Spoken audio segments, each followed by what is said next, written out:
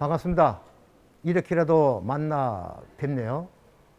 요즘 코로나로 인해 가지고 대면 강의는 안 되고요. 비대면으로 아마 여러분들 뵐 수 있게 되어서 매우 반갑습니다. 저는 신화 엔지니어링 종합 건축사 사무소에서 근무하고 있는 이윤구라고 합니다. 마지막 목차로서 건설기계 장비에 대한 관련 법이 되겠습니다. 건설기계관리법 및 산업안전보건법, 산업안전보건기준에 관한 규칙 등의 적용을 받고 있습니다. 건설기계 장비에 관한 내용을 살펴보도록 하겠습니다. 보시는 한 장의 사진이죠. 어마어마하죠. 건설기계 장비. 세계적으로 2년에 한 번씩 개최되는 장비 전시회의 광경이 되겠습니다. 이 사진은 독일 미넨에서 개최되었던 세계 장비 전시회 모습이 되겠습니다. 이때는 세계적인 바이어들과 장비에 관련되어 있는 모든 분들이 모여서 판매도 하고 구매도 하고 또한 관람도 하고 구경도 하고 그런 전시회가 2년에 한 번씩 세계적으로 열린다고 합니다. 자, 건설 장비에 일반적으로는 장비 관련 사고를 분석해 보면요. 장비 정비 불량에 의한 사고는 실질적으로 건설 장비 재해의 10%밖에 안 됩니다. 나머지 90%는 현장에서 사용 중에 지켜야 할 사항을 미준수해서 발생되는 거죠. 장비 안전 사고율이 90%를 차지하는 게 현장에서 이루어지고 있습니다.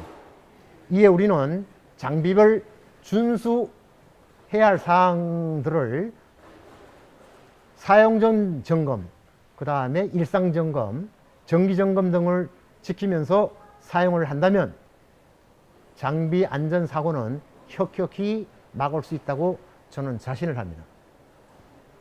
다시 말씀드려 산업안전보건기준에 관한 규칙 제38조 사전조사 및 작업계획서 작성, 유도자 또는 신호수 배치 외에 기본적으로 장비별 준수사항을 지킬 때 장비에 관련된 사고는 막을 수가 있다 자신합니다. 1980년대 말쯤으로 제가 생각이 되나요? 대형 건설사에서는 중기사업소를 다 가지고 있었습니다. 언제인가 정부에서 대형 건설사에서는 중기사업소를 운영할 수 없다라는 취지로 그때부터 건설사에서는 각종 중기들을 팔기 시작했습니다. 지금까지도 건설회사에서는 중기사업소를 운영을 못하고 있는 상황입니다. 그로 인해서 중소장비 전문업체의 로비로 인했죠. 그때가 각 건설사에 보유하고 있는 장비사업소가 그때부터 사라지기 시작했습니다. 지금도 영세 장비 임대업체들의 난립으로 각종 건설 장비의 재해가 점차 계속 증가 추세로 증가하고 있습니다.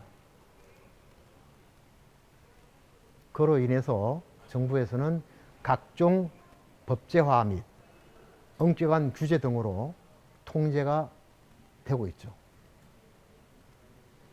현재 임대업체들의 열악한 각종 환경으로 노후 장비의 임대화 그리고 점검 및 수리, 보수의 한계 등으로 재해가 발생되고 있는 현실입니다. 국내에 등록된 장비 중에 보유하고 있는 장비 순서는 뭐겠습니까? 1위가 국내에서 가장 많은 장비가 지게차, 다음 2위가 굴착기, 3위가 뭐겠습니까? 네, 덤프트럭이 되겠습니다. 4위가 믹서트럭 순으로 등록이 되어 있죠. 그 다음 건설기계란 것이 뭐냐? 건설기계관리법 시행령 제2조에 나와 있습니다. 건설기계의 범위 정의. 그 다음 장비 남바 01에 뭐는 불도저 해서 27번까지가 건설기계 장비가 되겠습니다. 1번이 불도저, 2번이 굴삭기, 3번 로더, 4번 지게차 순으로 해서 27번 타워 크레인까지 27종이 건설기계 장비가 되겠습니다.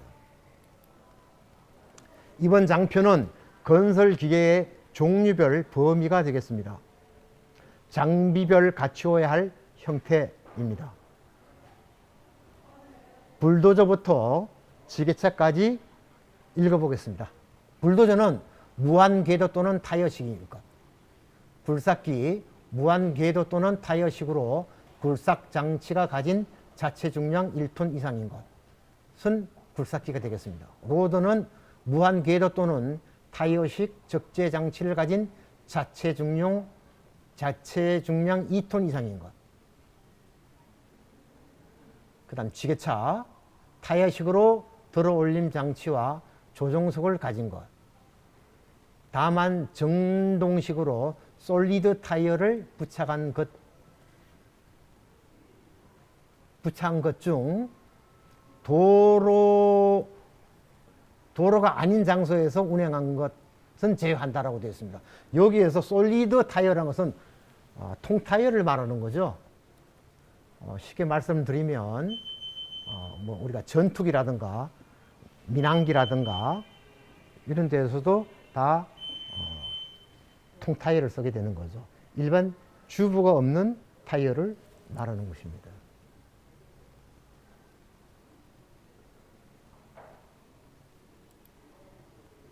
나머지 건설기계 종류에 대해서는 참조하시고요.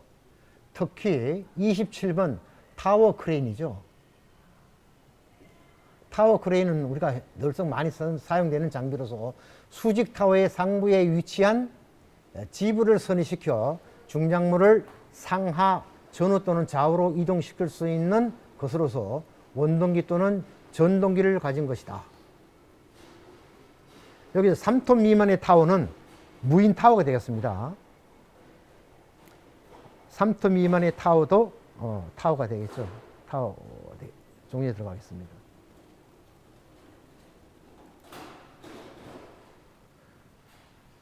스물일곱 종의 장비별 조정을 할 수 있는 면허의 종류를 나열을 한 도표가 되겠습니다. 현업에서 현장 점검 시 조종사의 면허증을 꼭 확인해서 면허를 소유한 자가 해당 장비를 조정을 하는지 법상 확인하게 되어 있으니까 꼭 안전활동을 하실 때 조종사 면허를 확인하시기 바랍니다. 특히 현장에서는 14번 천공기가 되겠습니다. 에어 컴프레셔가 되겠는데요. 에어 공기 압축기 장비에 대해서는 거의가 면허 무면허로 현장에서 사용을 하고 있습니다. 만약에 무면허로 사용하다 적발되면은 2년 이하의 징역 또는 2천만 원 이하의 벌금을 부과하도록 되어 있으니까 현장에서는 이 점 중요시 하시고요. 특히 PH18 항타할 때 많이 사용하죠. 에어 컴프레셔. 공기 압축기 면허가 있는 자가 있는지 꼭 확인하셔가지고 조치할 수 있도록 해주시기 바랍니다. 또한 면허 없이 조정한 자가 적발될 때는 1년 이하의 징역 또는 1천만 원 이하의 벌금에 처하게 되었습니다.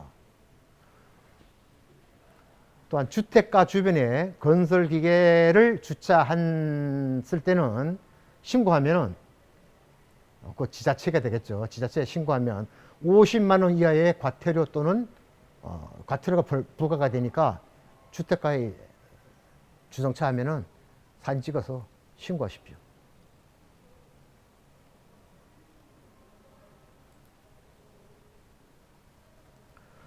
특수 건설기계 장비에 대해서 면허 종류를 나열한 것입니다.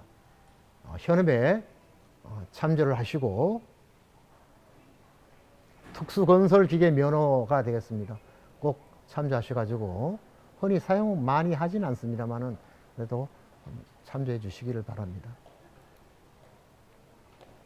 건설기계 장비 중에 도로로 주행하는 건설기계에 대한 장비별 면허의 종류를 나열했으니까 참조하시기 바라고요. 특히 카고 크레인 현장에서 많이 사용되고 있죠. 이 자동차로 들어갑니다. 카고 크레인.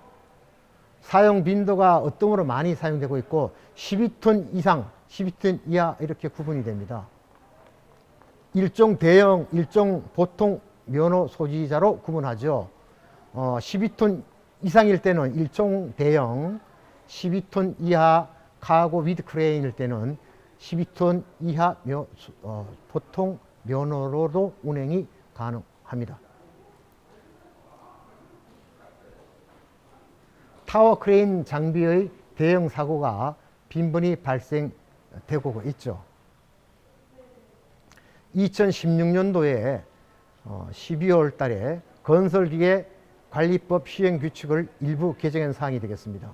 내용은 정기검사 유효기간을 과거에 2년에서 사고가 빈번히 발생하다 보니 6개월로 단축해서 검사를 실시하고 있습니다. 또한 타워 크레인 설 해체 시 법으로 비디오 촬영을 하도록 되어 있습니다. 현장에서는 타워 크레인 설 해체 시 비디오 촬영을 하는지 관리 감독을 잘 해주시고, 업체에서도 할 수 있습니다만은 시공사에서도 비디오 촬영을 하실 수가 있겠습니다. 특히 우리가 간과하고 넘어가는 게 거의가 많은데요. 타워 기초부에 들어가는 앵커가 엄청 중요합니다. 용접으로 해서 만들어내는 기초부가 되는데요. 여기는 기술사가 구조 기술을 검토를 했는지에 대해서 확인을 하고 구조 기술사의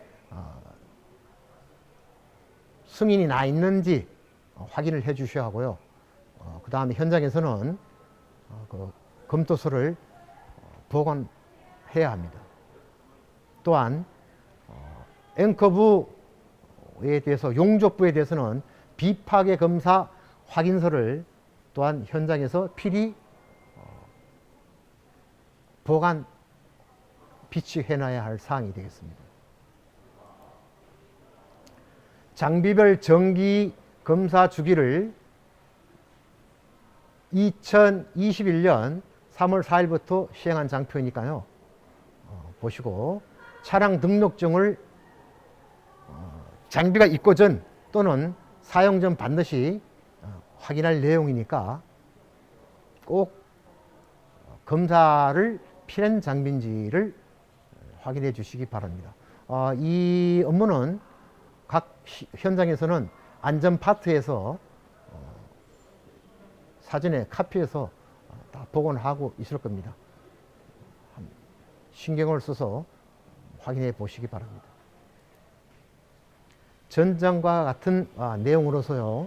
산업안전보건 기준에 관한 규칙 제12절에 보면 건설기계에 관한 사항에 의거해서 장비 작업 계획서 수립을 철저히 하고 이행하는지를 확인하셔야 하는 사항이 되겠습니다.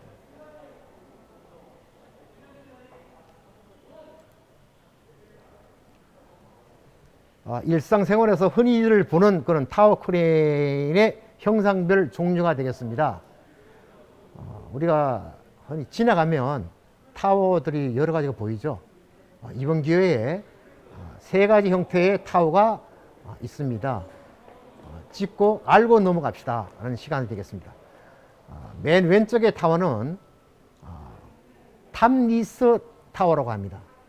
이 장비는 도심지 공사에서 사용하기보다는 공항이나 군사지역 이런 주변에서 많이 사용을 하고 있고,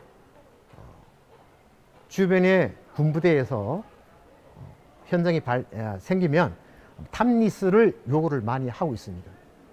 첫 번째 보시는 유형의 크레인은 탑리스가 되겠습니다. 두 번째 장비는 가장 많이 사용하고 있는 T형 타워 크레인이 되겠습니다.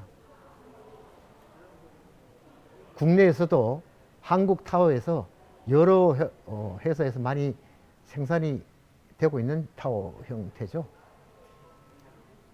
세 번째 장비는 러핑 타워라고 합니다.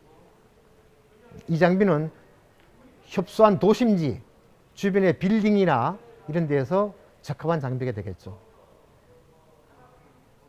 유심히 한번 지나가시면서 보시고 탑리스냐 T형이냐 러핑 장비냐 하는 것을 한 번쯤 눈여겨보시기를 바랍니다.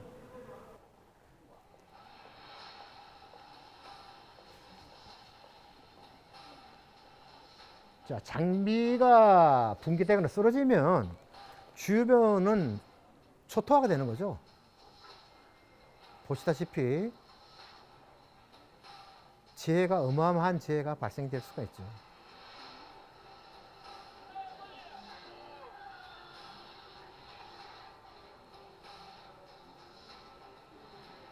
내 현장에서는 이러한 재해가 발생되지 않으리라 장담하시겠습니까?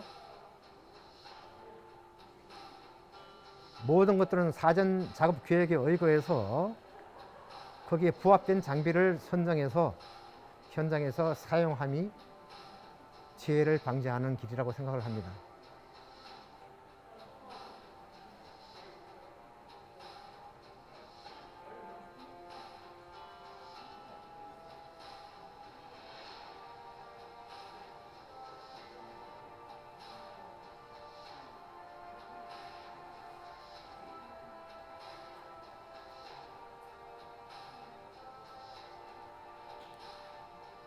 양중 벨트가 끊어졌죠, 지금.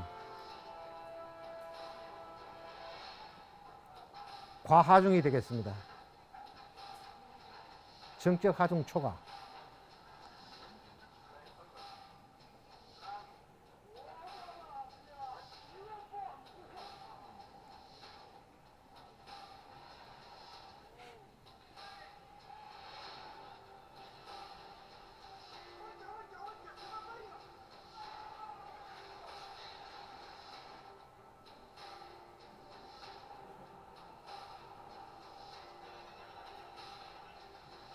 집안 침하로 인한 장비 넘어짐 재해가 되겠습니다. 과하중이 되겠죠.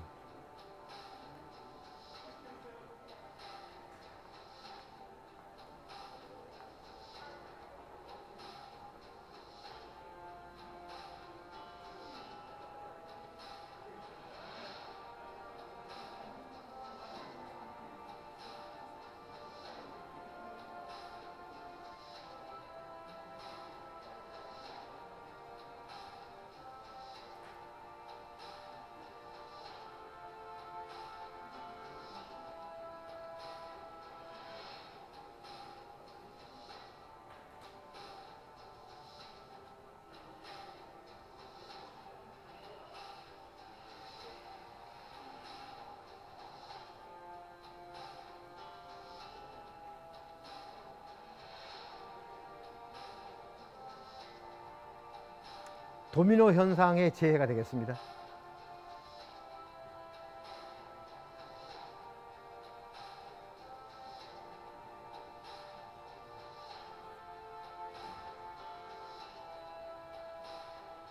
자, 보셨습니다. 장비 재해가 발생되면 어마어마하죠. 장비는 우리 인간에게 할 수 없는 어렵고 위험한 작업을 대신해 주는 고마운 기회죠. 근데 우리 인간이 잘못 다루고 오만하고 교만해서 이러한 어마어마한 재해들이 발생되고 있습니다. 우리가 준수해야 할 위험 인자들을 관가한 결과라고 생각합니다. 보셨듯이 정적 인양 하중 초과, 집안 침하로 인한 전복 사고, 인양용 줄거리 파단 또는 고정 미흡 등 사고의 원인은 분명히 있으리라고 생각이 됩니다. 장비의 사고 중 정비 불량에 의한 사고는 아까 말씀드렸죠. 10%다. 우리는 흔히 현장에서 빨리빨리 등 에러에 의한 중대 사고가 줄곧 이어지고 있습니다. 일반 사고와 달리 주변의 사항들도 송두리째 뺏어가는 그러한 처참한 결과를 우리에게 보여주고 있고 상처로 남기고 있죠. 자, 이번에는 장비로 인해서 추락, 낙하, 전도, 협착, 파단 사고에 대해서 잠깐 보시겠습니다. 자, 카고 위드 크레인이라는 추락 사고가 되겠습니다. 작업자 탑승 버켓 탈락 사고는 고정핀의 불량과 안전핀 미체결이 원인이 되며 임의 제작된 부재 사용도 사고 원인이 되겠습니다. 이런 재해가 빈번히 발생되고 있죠.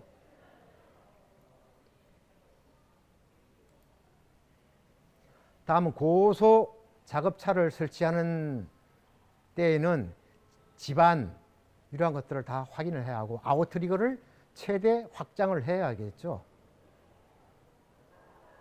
다음 작업 반경 내에 작업자를 통제를 해주시고 신호수가 배치가 돼 있어야겠죠. 전도 사고입니다.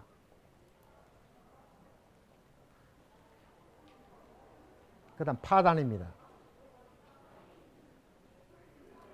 자, 카고 이드 크레인이나 모든 크레인들은 턴테이블이 있습니다. 턴테이블에는 볼트가 있는데요. 연결부 볼트가 있어요. 약 한 30개소가 되는데요. 이것이 피로 하중에 의거해서 이미 볼트가 크레인이 가 있는 상태에서 계속 사용하다 보면은 파단이 돼가지고 턴테이블 쪽에서 이러한 재해가 발생되는 경우가 많이 있습니다. 타워 크레인도 마찬가지고요. 이러한 것들은 주로 정기적으로 기능공들이 파악을 해서 기사가 파악을 해서 이상 유무를 매일매일 체크를 해 주시길 바랍니다.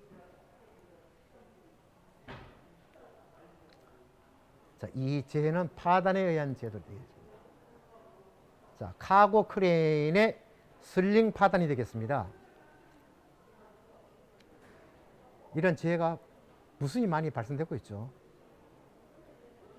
사용 전에, 양중 전에 꼭 확인해야 할 사항들입니다. 확인을 하는 데 있어서 우리가 체질적으로 생활화해야 할 사항들입니다. 낙하 사고가 되겠습니다. 파단에 의해서 낙하물이 머리를 덮쳤죠. 다음엔 전도가 되겠습니다. 자, 아웃 트리거를 확장했습니다. 확장했는데요. 아웃 트리거 자체 내의 확장이지, 지금 보십시오. 아웃 트리거 중간에 보면 각제동으로 해서 다시 받쳐놨죠. 의미가 없는 것입니다. 우리가 흔히 아마추어 레슬링을 보시게 되면 수비를 하기 위해서 빠떼루라는 말이 있죠. 수비수는 바닥에 최대한 밀착을 하고 두 팔과 두 다리를 바닥에 완전히 밀착해서 넘어짐을 방지하기 위해서 안간힘을 쓰죠. 아웃트리거도 마찬가지입니다. 설계하고 제작하고 사용할 때는 그 자체적으로 로소의 아웃트리거를 확장해서 사용해야지, 그 어떤 물건을 다시 이렇게 받쳐서 사용하면은 되지를 않는 거죠. 우측 하단 사진을 보십시오. 아웃트리거 하단부에 바닥에 지반이 평평하지 않아 가지고 각재를 여러 겹 쌓아서 지금 하중을 누르고 있죠. 이 하중을 누르면 주로한 것들이 치마가 돼 가지고 기울어서 장비가 전도되는 그러한 재해가 발생될 수가 있는 거죠. 현장에서는 절대적으로 이런 상황이 되어서는 안 되겠습니다. 다음은 지게차 사고입니다. 지게차가 지금 넘어졌는데 보십시오. 앞에 보시면 뭐가 있습니까? 지금 무기죠. 저 무기가 폭발되면 어떤 사고가 나겠습니까? 자, 지게차는 부딪힘과 깔림과 떨어짐 사고가 많습니다. 이러한 것들 절대적으로 현장에서 발생되지 않도록 우리가 각 장비별로 지켜야 할 그러한 준수사항들 꼭 준수해서 재해를 사전에 방지할 수 있도록 관리감독 해 주시기 바랍니다.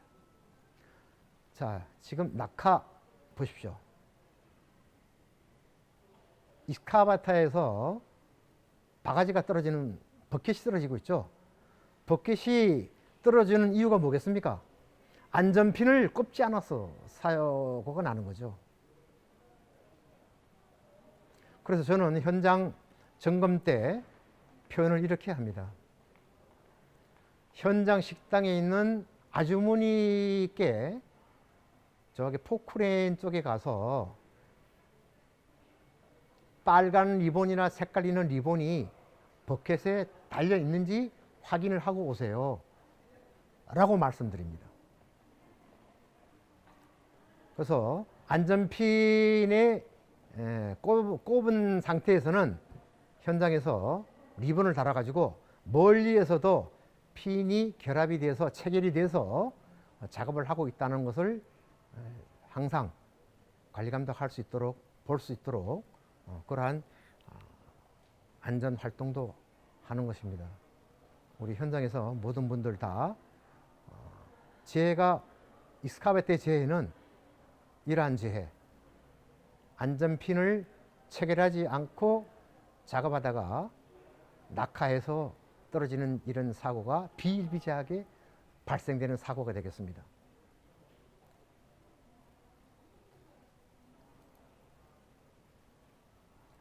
자, 굴삭기가 지금 우리가 버켓에 작업자가 타고 작업을 하고 막 그러죠. 용도 외 사용이 되겠습니다. 산업안전보건 기준에 관한 규칙에도 나와 있습니다. 모든 장비는 용도 외에 사용하지 말 것이라고 되어 있습니다. 이 사항도 지금 버켓 위에서 작업자가 타고 작업을 하다가 위에서 추락해서 사망하는 그런 재해가 되는 것입니다. 그 다음에 충돌이죠. 충돌 재해를 방지하기 위해서는 우리가 어떻게 합니다? 어떻게 합니까? 유도자를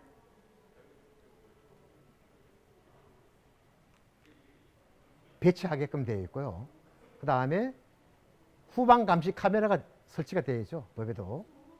그 다음에 운전기사는 운전석 내에 그 카메라를 보고 뒤에 작업자가 있는지 확인을 하고 작업에 임해 주실 수 있도록 현장에서는 그러한 활동을 하고 있죠. 모든 분들 재해가 발생되지 않도록 관리 감독에 철저히 신경을 써 주시기 바랍니다.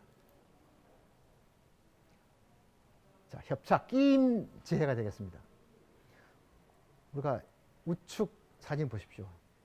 작업자가 끼어서 현장에서 사망 사고가 발생되는 그런 사항을 순간적으로 찍은 상태가 되겠습니다.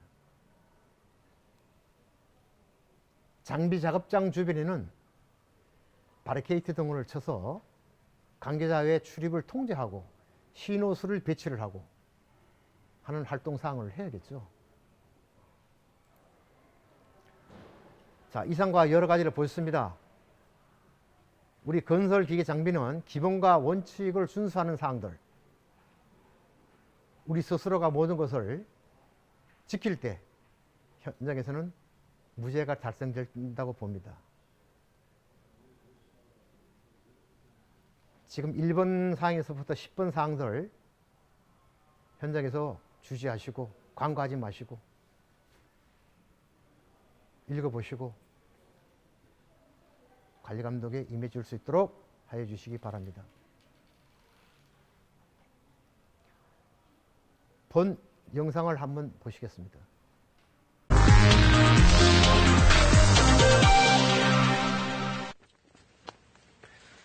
산업 현장에서 안타까운 사고로 목숨을 잃는 노동자들 끊이지를 않고 있죠.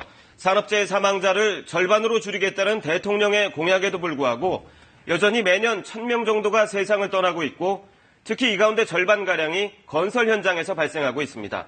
왜 이런 건지 산업과학부 최광호 기자와 알아보겠습니다. 최 기자, 이 산업안전보건공단의 건설 현장 점검을 계속 동행 취재를 해왔잖아요. 현장 상태가 어떻던가요? 사실 어느 정도 예상은 했었지만 네. 저희가 예상했던 것보다 훨씬 더 현장의 상황이 열악했습니다. 제가 다녀온 곳은 서울 강서구 일대의 공사 금액 120억 이하 소규모 공사장들이었는데요. 현장 그림 보시면서 설명 이어가겠습니다. 네. 취재진이 처음으로 갔던 오피스텔 공사 현장입니다. 수십 미터 높이의 철제 가설물 위를 한 작업자가 걷고 있는데 자세히 보면 발판이 없습니다. 네, 그러네요. 사실 저 위에 작업자가 여러 명 더 있었는데 점검반을 보자마자 사라진 상황입니다. 건물 내부에도 위험한 곳이 많았는데요. 90cm 간격으로 의무적으로 설치해야 하는 안전 난간도 없어서 곳곳이 추락 위험에 그대로 노출돼 있었습니다. 네. 지금 보시는 곳은 인근의 다른 공사 현장인데요. 수십 미터 상공에서 작업을 하면서 안전모조차 쓰지 않고 있었습니다. 이렇게 높은 곳에서 작업을 할 경우 추락을 막기 위해 시설물과 몸을 연결하는 안전대를 꼭 착용해야 합니다. 하지만 대부분의 작업자들이 착용하지 않은 상태였습니다. 또 바닥이 뚫려 있는 곳들도 많았는데 사람이 늘상 오가는 곳인데도 불구하고 별도의 주의 조치나 안전 장치들이 전혀 없었습니다. 네, 현장 상황을 보니까 정말로 위험성이 굉장히 커 보이는데요. 특히 이 추락 사고의 위험성이 아무래도 가장 높을 수밖에 없겠죠. 그렇습니다. 지난해 건설 현장에서 발생한 산재 사고 사망자는 총 485명이었는데 이 중에 60%가 추락으로 사망했습니다. 네. 바꿔 말하면 공사 현장에 추락사만 막아도 전체적인 산재 사망률을 크게 낮출 수 있다는 얘기입니다. 안전장비 착용과 같은 기본을 지키는 게 예방의 첫 단계입니다. 건설 현장에서 사고는 대부분 기본적인 안전시설이나 안전수칙을 제대로 하지 않아서 발생하는 재래형 사고입니다. 그래서 다른 어떤 시스템을 향상시키기 이전에 기본적인 안전들, 재래형 사고들 이걸 좀 막아야겠다는. 또 사망사고 4건 가운데 3건은 공사금액 120억 원 이하의 소규모 공사 현장에서 발생한다는 점도 주목해야 합니다. 네. 120억 이하의 현장은 법적으로 별도의 안전관리자를 선임할 의무에서 면제됩니다. 그런데 현장 소장에게는 안전도 지키고 공사 기한도 지키라는 두 가지 임무가 동시에 주어집니다. 별도의 견제 장치가 없다면 아무래도 안전이 뒷전으로 밀릴 수밖에 없는 구조입니다. 그래도 사고가 나면 현장 소장이 1차적으로 책임을 질 수밖에 없을 텐데요. 현장에서 안전관리가 왜 어려운 건가요? 네, 저희가 현장에서 이제 여러 차례 현장 소장들을 만나서 직접 이야기를 들을 수 있었는데 하나같이 비슷한 이유들을 댔습니다. 안전수칙을 지키라고 이야기를 해도 작업자들이 잘 따르지 않는다는 얘기입니다. 들어보시죠. 잘 안 하려고 해요, 사람들이. 거칠어졌고 막 그러니까 덮고 그러니까 할아버지도 안 쓰려고. 메디스는 거셔야죠. 여기에는 구조적인 문제도 있습니다. 현장 소장은 원청 업체 소속, 현장 인부들은 하청 업체 소속으로 서로 소속이 다릅니다. 네. 또 하청이 최대 10단계도 넘는 중층적인 구조로 이루어지다 보니 현장 소장의 장악력은 더 떨어질 수밖에 없는 구조입니다. 현장 작업자들을 이끄는 현장 반장도 안전보다는 공사 속도에 집중합니다. 안전을 좀 소홀히 하더라도 일의 속도를 최대한 높여야 능력을 인정받고 또 다른 일감을 얻을 수 있기 때문입니다. 현장의 구조가 이런 식으로 돼 있다면 현장에서 일하는 노동자들도 안전보다는 아무래도 공사를 좀 빨리 하는 데 집중할 수밖에 없을 것 같은데요. 그렇습니다. 저희가 취재 과정에서 실제로 최근에 산업재해를 입은 노동자를 한 분 만났는데 그분도 비슷한 고충을 토로를 했습니다. 네. 10년차 목수 김모 씨입니다. 지난달 수십 킬로그램짜리 건설 자재를 직접 손으로 들어올리다 떨어뜨려서 발에 심한 골절상을 입었습니다. 원래 기계로 해야 할 일인데 시간에 쫓겨서 직접 손으로 처리하다가 사고가 났다고 말합니다. 네. 그렇죠. 타월을 이제 뜨면 이제 한 번에 끝나는데 그날 마침 타워 크레인이 이제 휴물해서 그게 이제 진행이 안 된 거예요. 그래서 인력으로 하는 상황이 된 거죠. 이렇게 하청 구조가 아래로 내려갈수록 공사 기간은 더욱 빠듯해지고 가장 아래에 있는 노동자들에게는 모든 안전 조건을 지키면서 일할 여유가 주어지지 않습니다. 또 대부분 일용직이라는 불안정한 신분도 걸림돌입니다. 현장의 분위기가 상황이 당연히 바뀌어야 되는 게 전제돼야겠지만 아무래도 이런 문제들을 풀려면 법적인 또 제도적인 보완책들이 좀 있어야 하지 않을까요? 그렇습니다. 지금도 사망 같은 중대 재해가 나면 사업주나 관리자가 처벌을 받기는 하는데 처벌 수위가 높지 않았습니다. 최근 10년 동안에 관련법 위반으로 기소된 사례가 5,100여 건이었는데 이 가운데 0.5% 28건 정도만 징역형을 받았고 대부분은 벌금형이나 집행유예로 풀려났습니다. 네. 그래서 노동계에서는 사망과 같은 중대재해 발생 시 기업주의 형사처벌까지 가능하도록 한 중대재해기업처벌법 제정을 요구하고 있습니다. 네, 오늘 소식 잘 들었습니다. 자, 보셨듯이 우리의 현 주소를 적나라하게 영상을 보셨던 사항이 되겠습니다. 여러분들께서 직장에 돌아가시면 다시 한번 안전에 대해서 더욱더 신경을 써주시고 활동을 해주시고 불안전한 행동과 불안전한 요소를 찾아내서 재해를 줄이는, 없애는 그러한 활동을 최대한 해주시기를 바라겠습니다. 자, 이번에는 무죄기에 대해서 같이 공유하고자 합니다. 우리에게 시사점은 알고 계시겠지만 보시는 원형의 양단에 전자칩과 같이 생긴 것들이 있습니다. 이 의미는 8개 업종이 57개 산업 소분류로 브레이크다운해서 전 업종이 참가해서 중간에 있듯이 제로 무죄로 가자. 8개 업종입니다. 가자는 의미의 무죄가 되겠습니다. 그래서 여러분들이 소속되어 있는 현장에 무죄의 의미와 같이 재해가 없는 그러한 행복한 현장을 만들어 주시길 바랍니다. 우리는 서로 행복과 가족이란 대전제의 행복을 위해서 오늘도 출근하여 맡은 바 책임을 다할 때 보시는 분과 같이 웃음꽃이 피질 않겠습니까? 즐거운 마음으로 하루를 마감하는 그러한 가족이 기다리는 정이 넘치는 여러분들의 안식처로 안전하게 가시기를 바라겠습니다. 경청하여 주셔서 감사하고 본 자료는 원하면 제 메일로 연락 주시면 제가 송부해 드리도록 하겠습니다.